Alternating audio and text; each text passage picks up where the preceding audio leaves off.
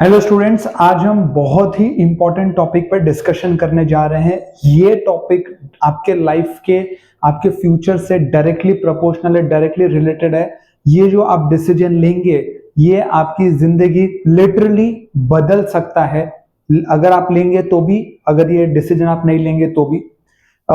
आज के वीडियो में हम डिस्कस करेंगे कि क्या मुझे ड्रॉप लेना चाहिए, क्या जेई 2026 का मुझे फिर से अटेम्प्ट देना चाहिए, हाँ या ना।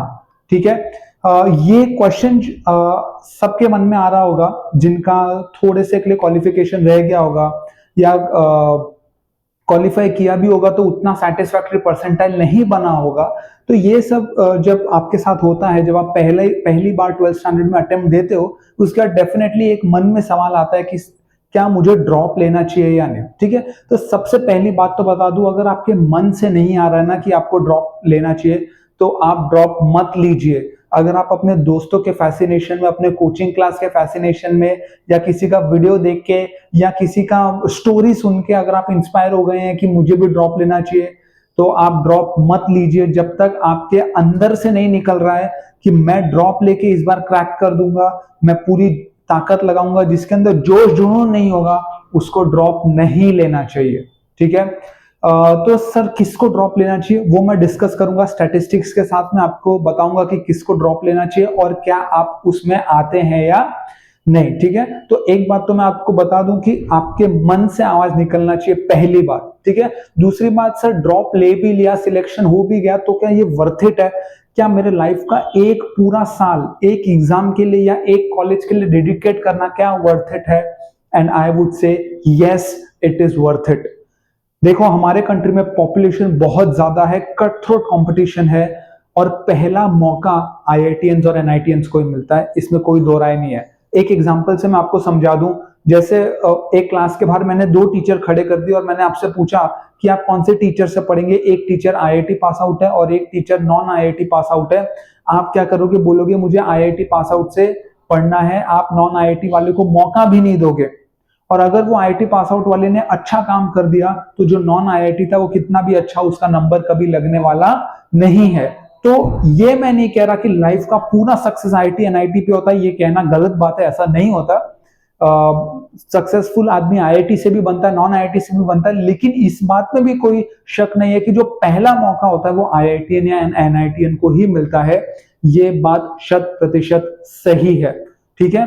तो सर ये बात तो समझ में आ गया कि वर्थ तो है। अगर मैंने जी जान लगा लिया, मैंने मन में ठान लिया कि मुझे ड्रॉप लेना है, कुछ करना है, तो वर्थ तो है। तो ये क्वेश्चन तो खत्म हो गया कि is it worth it or not. Yes, it is worth it. Now should I take or not? ना लेने का पहला कारण क्या है कि मेरे मन से आवाज नहीं आ रही है। मन से आवाज नहीं आ रही, ड्रॉप मत लीजिए। मन से आवाज आ रही है, अब स्टेटिस्टिकली देखते हैं कि क्या आपको ड्रॉप लेना चाहिए या नहीं। यहां पे मैंने एक टेबल बनाया है। दो टाइप के स्टूडेंट्स होते हैं। एक स्टूडेंट्स होते हैं जो 11th-12th में जेई का प्रिपरेशन करते हैं। एक होते हैं जिन्होंने जेई का प्रिपरेशन नहीं किया, उन्होंने खाली बोर्ड की पढ़ाई की, प्रिपेयर्ड ओनली फॉर बोर्ड्स। अब मैं जब ये बोलता हूं ना प्रिपेयर्ड फॉर जेई, ये जो वर्ड है प्रिपेयर्ड फॉर जेई, ये ऐसा नहीं है कि आपने कोई कोचिंग क्लास में एडमिशन ले लिया तो आपका प्रिपरेशन हो गया, या कोई कोर्स ऑनलाइन कोर्स खरीद लिया, ऑनलाइन ऐप पे किसी ऐप चले गए, तो उसको प्रिपरेशन नहीं बोलते। प्रिपरेशन मतलब आपको कम से कम 60% ऑफ सिलेबस का थियोरी पता होना चाहिए। 60% ऑफ सिलेबस का थियोरी अगर आपको पता है और आपने कम से कम 5000 से लेकर 6000 तक क्वेश्चंस को सॉल्व किया है 2 सालों के अंदर, तो आप बोलोगे कि आपने जेई का प्रिपरेशन किया था। सिर्फ कोचिंग क्लास में एडमिशन लेने से जेई का प्रिपरेशन नहीं होता। ठीक है। तो 5000 से 6000 क्वेश्चंस अगर आपने सॉल्व किए हैं, 60% अगर आपका सिलेबस का थियोरी आपने पढ़ाई की है, आपको याद है, तो मैं आप मान सकते हैं कि आपने 11वीं 12वीं में जेई का प्रिपरेशन किया था। ठीक है। एक बच्चे ऐसे होते हैं और एक बच्चे होते हैं जिन्होंने सिर्फ बोर्ड्स में प्रिपेयर किया था, शायद उनको पता ही नहीं होगा या उनको लेट पता चला या उन्होंने गिव अप ही कर दिया। बहुत होते हैं 11th में गिव अप कर देते हैं और फिर से बोर्ड्स पढ़ते हैं। तो दोनों ही टाइप के बच्चों की हम बात करेंगे कि आपको लेना चाहिए या नहीं। तो यहाँ पे मैंने कैटेगरी वाइज कर दिया है, general, general EWS, OBC, SC और एसटी। ठीक है। तो जनरल कैटेगरी की बात करें तो अगर आप प्रिपरेशन वाले स्टूडेंट हैं तो आपका कम से कम 25 परसेंटाइल होना चाहिए ड्रॉप लेने के लिए। अगर आपका इससे कम में परसेंटाइल है तो मैं खुद ही आपको बोलूंगा कि आप ड्रॉप मत लो, क्योंकि फिर आपका सिलेक्शन का चांस बहुत बहुत कम हो जाता है।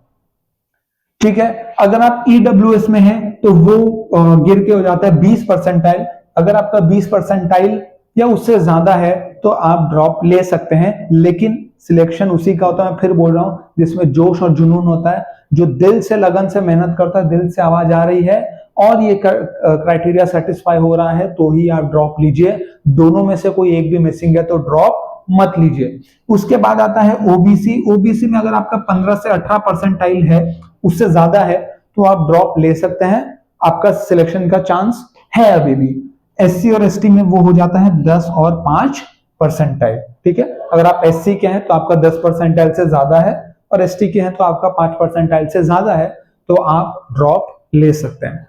उसके बाद उन बच्चों की बात कर लें जो सिर्फ बोर्ड्स की पढ़ाई की। देखिए, आप जब बोर्ड्स भी पढ़ रहे हैं ना, ठीक है, जेई मेंस और बोर्ड्स में ऑब्वियसली डिफरेंस तो होता है, लेकिन अगर आप में एक पढ़ने की क्षमता है, साइंस और मैथ्स आप पढ़ सकते हैं, आपने वो पढ़ाई करना आपको पसंद है, तो मैं कहूंगा कि अगर आपने 10 परसेंटाइल भी स्कोर किया होगा इस जेई में बिना प्रिपरेशन के जनरल कैटेगरी में, तो आप ड्रॉप ले सकते हैं। एक साल अगर आप और जो जुनून और मेहनत के साथ पढ़ाई करेंगे तो शायद आपका सिलेक्शन हो जाए। जनरल ईडब्ल्यूएस में भी कोई फर्क नहीं पड़ता, 10 परसेंटाइल और ओबीसी को भी 10 परसेंटाइल। आप अगर इन तीनों कैटेगरी में आते हैं तो आपको ड्रॉप ले लेना चाहिए अगर आपका 10 परसेंटाइल के ऊपर है। अगर आप एससी एसटी में आते हैं तो आपको तो ड्रॉप ले ही लेना चाहिए। परसेंटाइल कुछ भी बने उससे उतना मतलब नहीं होता। आपने सिर्फ बोर्ड की तैयारी की थी, आप एससी एसटी में हैं, हो सकता है आपका परसेंटाइल बहुत खराब बना हो या आपने डर से जेई का एग्जाम ही ना दिया हो, कोई बात नहीं। अब दिल से अगर आवाज आ रही है तो आपको कोई मार्क्स की जरूरत नहीं है ड्रॉप लेने के लिए, ऐसा डेटा हमें बता रहा है। ठीक है, तो ये वीडियो मुझे लगता है बहुत ही इंपॉर्टेंट है आपके लिए और ये आपको मदद करेगा आपके डिसीजन में कि आपको ड्रॉप लेना चाहिए या नहीं। लेकिन एक ही बात है, अगर आपने ड्रॉप ले लिया तो वो ऐसा साल होता है जो बहुत क्रूशियल होता है और आपको जरा सा भी आप रास्ते से भटक नहीं सकते क्योंकि टाइम बहुत कम होता है। तो ड्रॉप लेने के बाद क्या स्ट्रैटेजी होनी चाहिए उसकी वीडियो में अलग बना दूंगा, इस वीडियो में मैं इंक्लूड नहीं कर रहा हूं। इस वीडियो में हम सिर्फ ये बात करने की मुझे ड्रॉप लेना चाहिए या नहीं।